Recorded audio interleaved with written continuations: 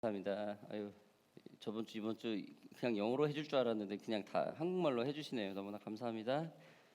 예, 아주 연 2주째 그 성경 봉독하고 박수가 나왔어요. 너무나 감사합니다. 아이고 날 더운데 이렇게 귀한 자리 발걸음 해주셔서 너무나 감사드립니다. 정말로 귀하게 이 자리가 여러분들 때문에 복음하며 더 빛이 나고 더 힘이 나는 그런 자리가 될 줄 믿습니다. 자, 오늘 여러분 갈라디아서 시리즈입니다. 우리가 지금 교회도 지금 2월달 벌써 네 번째죠. 그리고 갈라디아 시리즈 또 네 번째입니다. 자, 오늘 제목은 믿음을 극복하라라는 제목으로 여러분들과 말씀을 같이 나누겠습니다.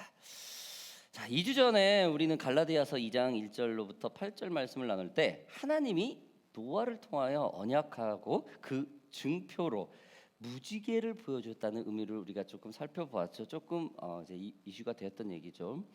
창조주 하나님께서 자신이 만든 인간에게 언약을 하였습니다. 그리고 그 후손들까지 잊지 말라고 그 증표로 무지개를 주셨습니다. 자, 하나님과 언약 관계는 절대로 깨지지 않는 그런 언약 관계입니다. 성경에는 이런 하나님의 언약이 우리 인간에게 계속되어지는 것을 볼 수가 있습니다. 자, 하나님이 우리에게 주신 그 대표적인 언약 중에는 그 첫 번째로 아담의 언약이 있겠죠. 선악과 사건이 있기 직전에, 타락 전에 언약을 했죠. 그 중앙에 있는 동산의 열매만 먹지 않으면은 모든 것이 다 너희 뜻대로 이루어진다, 너희 뜻대로 된다라는 그런 언약이죠. 자, 두 번째가 좀 전에 말했던 그 무지개 사건, 그죠? 노아와의 언약입니다. 심판 이후죠. 하나님이 만든 그 모든 세상을 그분의 손으로 다시 없애버렸죠. 모든 것을요. 그 이후에 노아에게 했던 그 언약입니다. 다음으로는 75세까지 아이가 없었던 아브라함에게 엄청나게 큰 민족을 이루겠다는 그 아브라함의 언약입니다. 여러분, 심판 이후 하나님이 그 모든 세상을 쓸어버린 이후에 무지개 다음에 그 다음에 많은 이제 사람들이 퍼져 있었죠. 그 다음에 첫 번째로 준 약속이 바로 아브라함의 언약입니다. 그 다음으로는 하나님께서 이집트 400년 종살이를 모두 끝내고 이제 젖과 꿀이 흐르는 땅으로 이끌어 주시고 그 땅을 허락하신 바로 모세의 언약입니다. 또한 초원에서 양치고 있던 어떤 한 소년, 즉 다윗에게 이스라엘의 최초 왕, 강성대국을 이루는 강한 왕을 만들어 주겠다는 언약을 하는 다윗의 언약이 있습니다. 그리고 마지막으로 우리에게 주신 예수 그리스도의 그 새 언약이 있습니다. 이렇게 언약이 하나님께로부터 온 언약이 바로 있습니다. 저희들에게요. 그렇게 하나님이 굳이 언약 안 해도 되거든요. 하나님은 창조주고 우리는 피조물이잖아요. 아무튼 언약이라는 것은 먼저 상대와 만나고 서로 얘기하면서 듣고, 그렇죠? 그리고 서로 신뢰를 지키기 위함입니다. 성경에 나오는 언약은 인간에 의해서 모두 깨졌죠.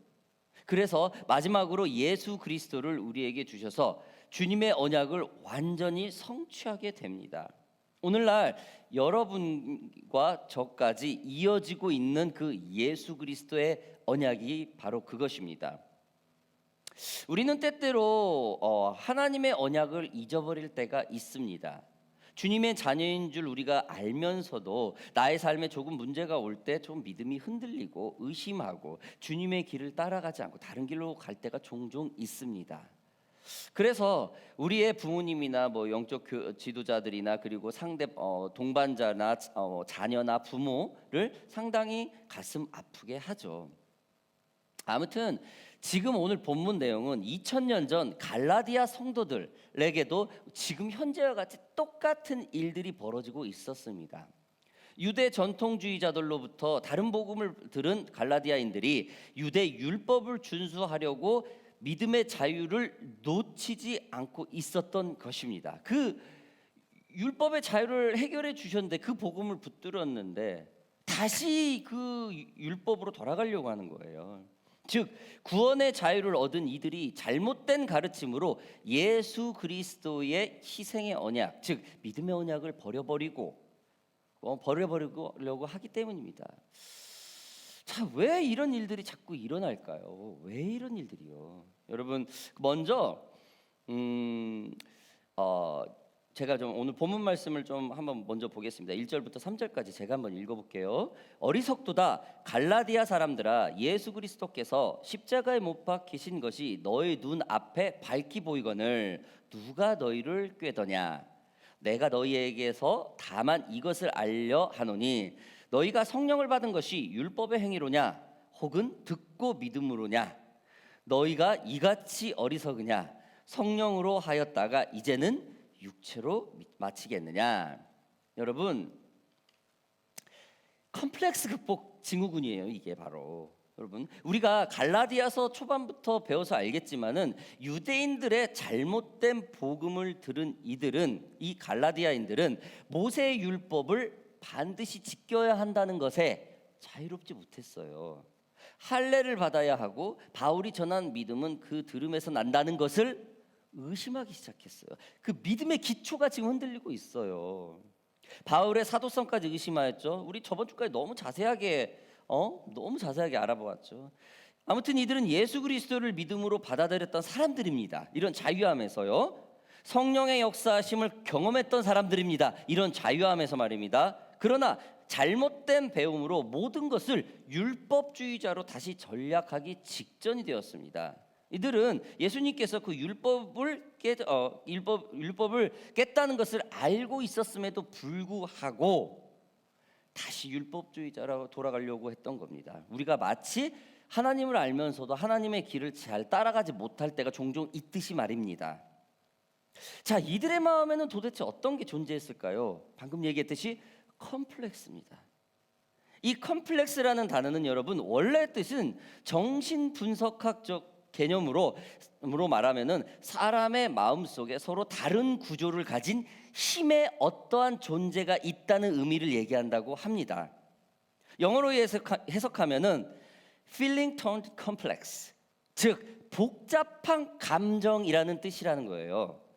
그래서 정신의학에서는 컴플렉스를 자신에게 한 가지를 집중하지 못하고 다른 성향의 것들을 인정하면서 그 낮은 자존감을 늘 생각하는 사람을 바로 컴플렉스 증후군이라고 합니다.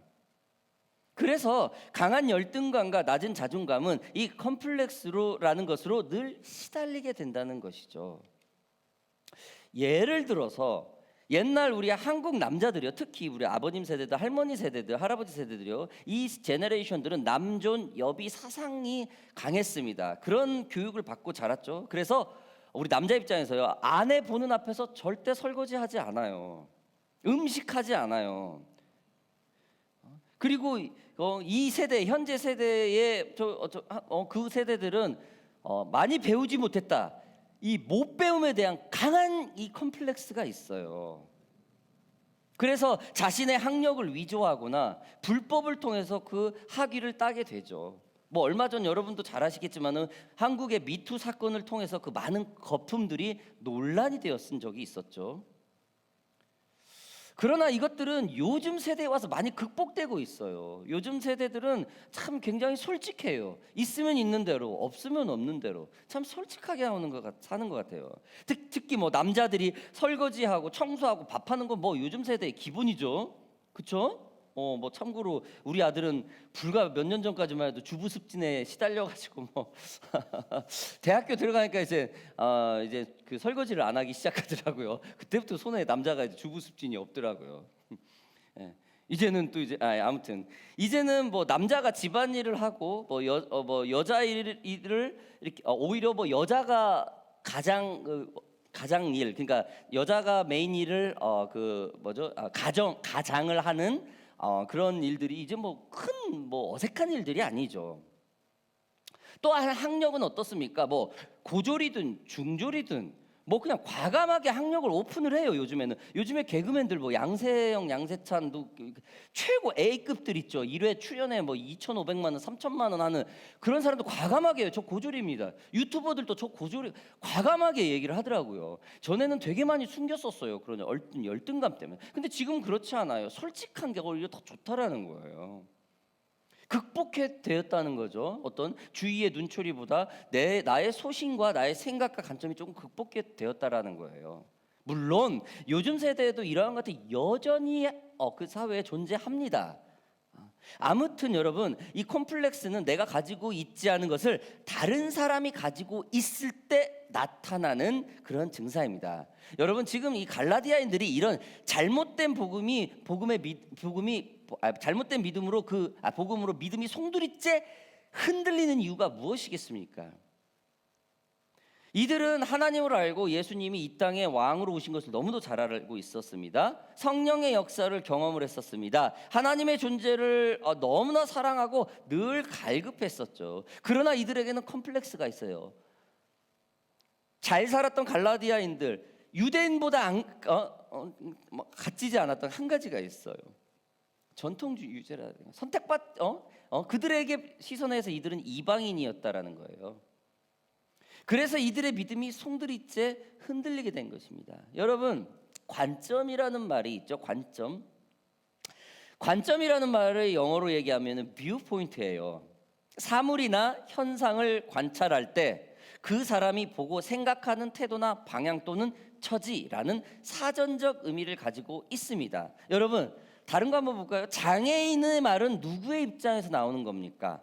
바로 우리들처럼 몸이 불편한 곳이 그렇게 많지 않은 사람들 입에서 장애인이라고 해요. 그래서 장애인들 입장에서는 저희처럼 이렇게 몸이 안 아픈 사람들을 정상인 이렇게 말하지 않아요. 비장애인들 이렇게 말을 해요. 그들 입장에서는. 자, 지금 오늘 본문으로 돌아가서 이 이방인이라는 말은 누구의 관점입니까? 누구의 입장입니까? 유대인이에요. 유대인의 입장에서 얘기를 하는 거예요. 여러분, 우리가 밤하늘의 별과 달을 볼 때 뭐라고 표현을 합니까? 밤과 달과 별이 우리 곁으로 오는구나, 멋진 하늘로 이렇게 다시 오는구나, 하늘에 뜨는구나, 하늘에서 밝게 보이는구나, 또 내일은 또 해가 또 떠서 세상이 또 밝아지겠구나. 즉 달, 별, 해가 우리한테 오는 개념이죠. 우리한테 오는, 그렇죠? 여러분, 그러나 실질적으로는 그렇습니까? 이 개념은 수사학적 개념이에요. 그렇죠? 그러나 실질적은 어때요? 자전과 공전을 통해서 햇볕하고 달을 우리가 가는 거예요. 별이 오는 게 아니라 우리가 가는 입장이에요. 자전과 공전에 의해서. 그러나 그렇게 우리 입장에서 표현하지 않아요. 그렇죠? 여러분, 이게 바로 관점이라는 어떤 그런 개념입니다. 여러분, 갈라디아인들은 유대 전통주의자라는 사람들에게 그런 컴플렉스가 있어요. 자신들이 가지고 있지 않은 그런 한 가지가 있어요. 이 전통 유대인들은 그거를 건드려요. 전통 유대인이 아니었던 갈라디아인들은 전통 유대자들의 관점에서 말하는 모세의 할례나 모든 율법을 지키다 보니 예수님을 믿는 자유함이 없었습니다. 믿음보다는 행위로 어떠한 행위로고 구원의 개념을 정립을 하고 있었던 겁니다. 즉 행위가 없으면 구원받을 수 없다라는 생각들이 이미 그들의 삶 속에 곳곳이 파고들고 있었다는 거라는 겁니다. 여러분, 참으로 황당하죠? 응? 마음은 그냥 나가서는 악한 마음을 가지고 있고 못된 짓을 해도 선한 행동만 누굴 도와주고 교회 헌금 많이 하고 이러면 그냥 나는 죄 짓고 살아도 돼. 이거는 아니잖아요. 참 요즘 들으면 참 황당한 일이죠. 아무튼 예수님이 십자가에 못 박혀서 희생한 이유가 이런 것으로부터 위함인데, 이러한 사실을 바울로부터 모두 배우고 성령까지 경험을 했는데 이들의 컴플렉스는 유대인이라는 그걸 극복하기 어려웠었나 봐요. 그들의 컴플렉스가 예수님보다 더 크게 느껴졌다라는 것이죠. 예수님께 선택받았다는 선민사상의 유대 전통주의자나 율법으로서 행위가 구원을 얻을 수 있다는 그런 모든 관점을 십자가에서 해결을 했어요. 누가요? 예수님이요. 예수님이 이 모든 것을 해결했어요. 이게 믿음입니다. 이게 복음입니다. 그러나 그래서 복음이 유대인만이 아닌 전 세계로 당시에 퍼지기 시작했던 거죠. 오늘날도 마찬가지죠. 그러나 이들에게는 이러한 예수님의 십자가 이유가 컴플렉스가 주님보다 더 크게 느껴졌더라는 거예요. 그래서 이들은 주님의 관계보다 나의 육신의 삶에 더 크게 집중했던 겁니다. 여러분, 성경에서 컴플렉스를 극복한 사람이 누구입니까? 다윗도 있고 룻도 있고 여러 사람들이 있었겠지만 저는 갈렙의 극복을 참 높이 사요. 이스라엘이 출애굽을 하고 광야의 땅을 40년을 지나는 동안 갈렙과 여호수아는 모세를 채측근에서 보필을 했습니다. 그들이 가나안 땅까지 입성하는데 여호수아와 갈렙 빼고는 그 first generation, 첫 번째 세대들은 다 죽었죠. 한 명도 못 들어갔어요. 같이 출애굽을 했던, 그러니까 애굽을 기억하고 있던 사람은 갈렙하고 여호수아밖에 없어요. 그 다음에 다 죽었어요. 다 광야에서 태어난 사람만 새로운 땅에 들어갔습니다. 그리고 갈렙은 모세가 죽은 후에 이스라엘의 리더의 자리에도 노미네이션에도 거론되지 못합니다. 모세의 왼팔과 오른팔인데도 여호수아는 굉장히 칭송을 받아요. 그러나 갈렙은 노미네이션조차 되지 않아요. 거론되지 않습니다. 왜냐하면은 갈렙은 정통 유대인이 아니었어요. 그는 여분네라는 아셀 지파의 에델의 후손의 아들이었습니다. 즉 당시 출애굽을 할 때 400여 년 전 이집트 포로 생활 가운데 이집트인과 그 이방인들과 그 다음에 유대인들이 섞여 있던 혼혈 족속이에요. 그때랑 성경은 잡족이라고 나오는데 잡족이라고 하면 좀 이상해. 그냥 믹스 블러드예요. 그 사람들이 같이 나와요. 그 사람 중에 그 한 분에 속해 있던 게 바로 갈렙입니다. 워낙 능력이 충출했겠죠. 그러니까 그 광야 시간 동안 리더십에 서열 3위에 들어가 있었겠죠. 아무튼 갈렙은 유대인이 아니었어요. 이스라엘들은 가나안 정복 전쟁의 연승 행진을 이어가면서 가나안 땅, 즉 현재 이스라엘의 지금 현재 본토 땅을 12지파에게 나누어 주는 일이 있었습니다. 순위별로 선착순으로 무작위로 했죠. 이때 12족속들은 모두 땅을 분배를 받고 그 땅 분배가 끝나가는데 갈렙에게는 어떠한 기회조차 오지 않아요. 물어보지도 않아요. 그리고 땅 분배가 끝나려고 해요. 왜냐하면 당시 이스라엘인들은 하나님으로부터 선택받아 강한 선민 사상에 있었기 때문에 그 땅 주인은 12족속 외에는 없는 거예요. 그런 조치가 될 수 없는 거예요. 발언권도 없었죠. 그 다른 민족들은 이방인이라는 엄청난 컴플렉스를 가지고 있었던 것이 바로 갈렙입니다. 서열 3위인데, 그죠? 이러한 상황에도 갈렙은 당당하게 그의 입장을 말을 합니다. 그것도 아주 체계적으로 설득력 있게 이스라엘 리더십을 말을 합니다. 여호수아서 14장 6절로부터 12절 제가 좀 빨리 읽어볼게요. 그때 유대 자손이 길갈에 있는 여호수아에게 나아오고 그니스 사람 여분네의 아들 갈렙이 여호수아에게 말하되 여호와께서 가네스 바데아에서 나와 당신에게 대하여 하나님의 사람 모세에게 이르신 일을 당신이 아시는 바라.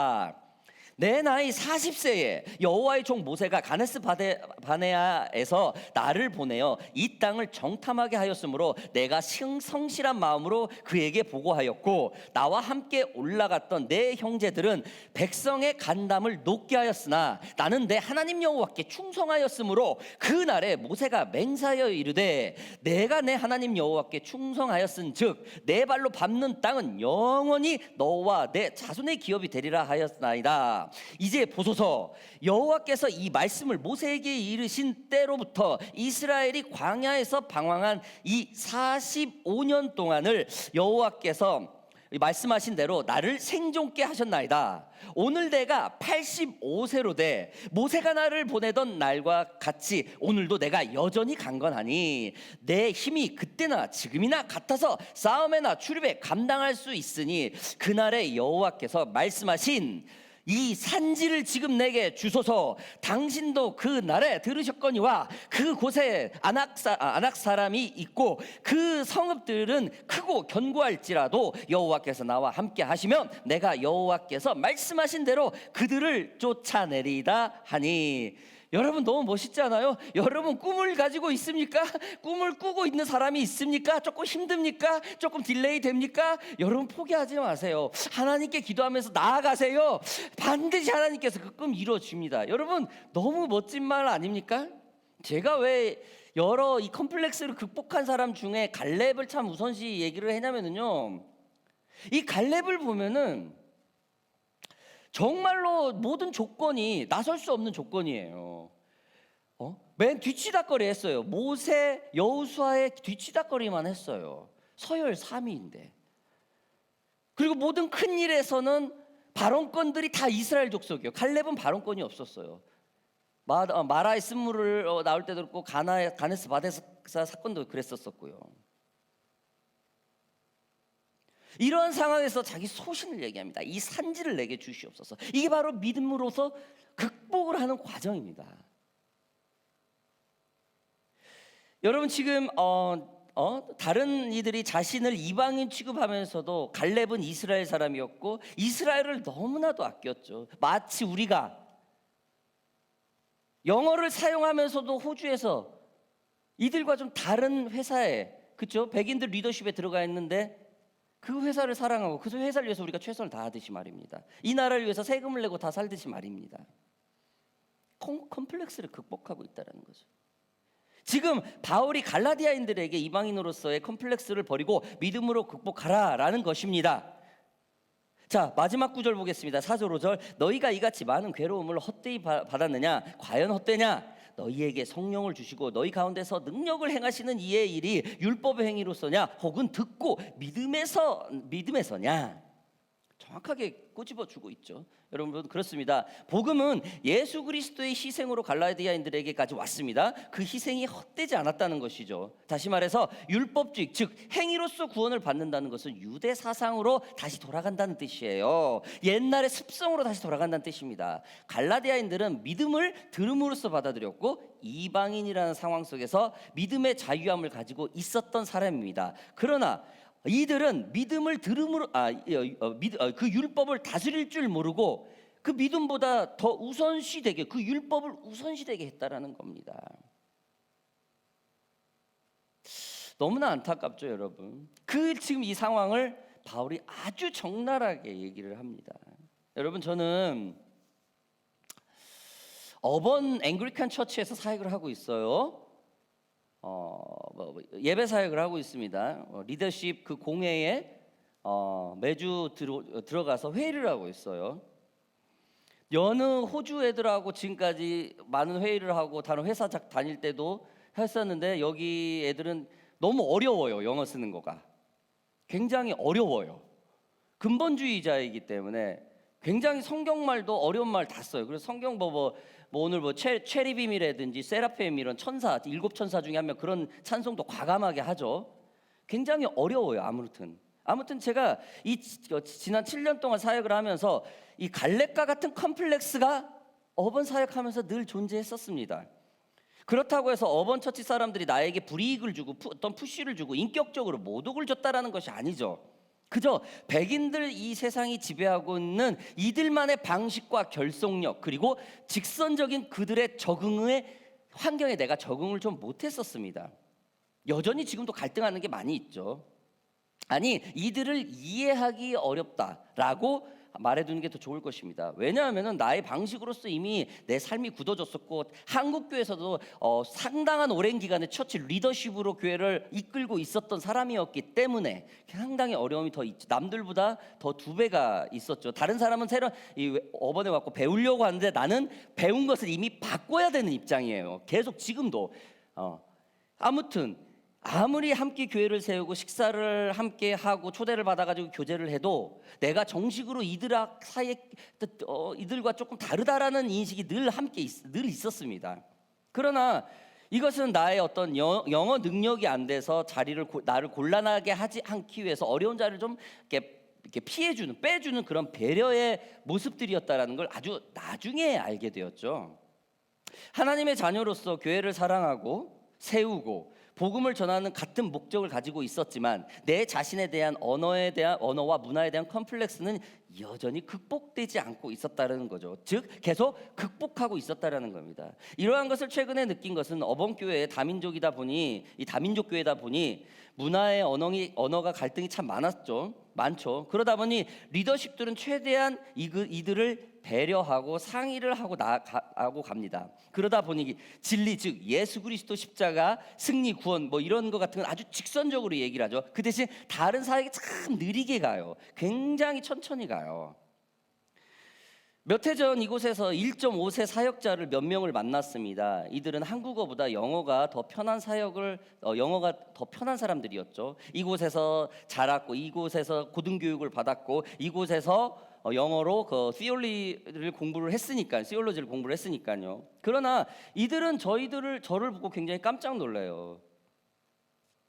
어떻게 자신들은 호주에서 여기서 굉장히 언어가 영어가 더 편한데 1, 2년 이상 못 버틴다라는 거예요. 호주 교회에서. 그게 뭐 감리교가 됐든 그리스도 교단이 됐든 이런 장로 교단이 됐든 이런 앵글리칸 됐든 1년 이상 못 버틴다. 안 맞대요. 도저히 사역을 할 수가 없다라는 거예요. 근데 어떻게 나보고 5, 6년, 7년을 이렇게 사역을 하냐? 그래서 저는 그냥 우스갯소리로 하나님의 은혜입니다 이렇게 말하고 넘어가지만요, 저는 내 자신이 영어가 자신이 없으니까 피하고 싶은데 숨으려고 하는데 도망가고 싶은 일들이 늘 있는데 늘 부딪혀야 하대요. 왜 그냥 부딪히지 않으면 일이 커져요. 그리고 잘 거기에 대해서는 그거 강하게 이렇게 그러니까 어필을 할 수가 없으니까 무조건 다 순종을 해야 되는 상황이 자꾸 벌어지는 거예요. 그러다 보니까 굉장히 사랑받는 사태가 자꾸 벌어지는 겁니다. 아무튼 그게 온유와 순종으로 그 결과가 됐어요. 그러나 분명히 얘기해줘. 저는 한국 사역자입니다. 오션파크 처치를 정확히 해야 합니다 라고 정확히 얘기를 해줘. 지금 갈렙이 이 산지를 내게 주시옵소서라고 말입니다. 그쵸?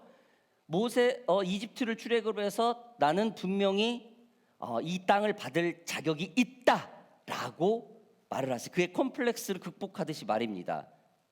여러분, 믿음은 이처럼 극복할 수 있는 것입니다. 아니, 극복되어지는 것입니다. 어쩌면은 오늘 제목처럼 극복하라 라는 어떤 프로크레임, 하나님의 선포가 될 수 있습니다. 여러분들 어떠한 상황에서도 포기하지 마십시오. 꿈이 있습니까? 계획이 있습니까? 포기하지 마세요. 한 걸음 한 걸음 조금 더디더라도 절대 포기하지 말고 가십시오. 하나님께서 반드시 모든 일의 상황과 극복을 할 수 있는 저와 여러분들이 될 줄 믿습니다. 오늘 좀 함께 좀 기도합시다. 찬양팀 좀 나와주시고요.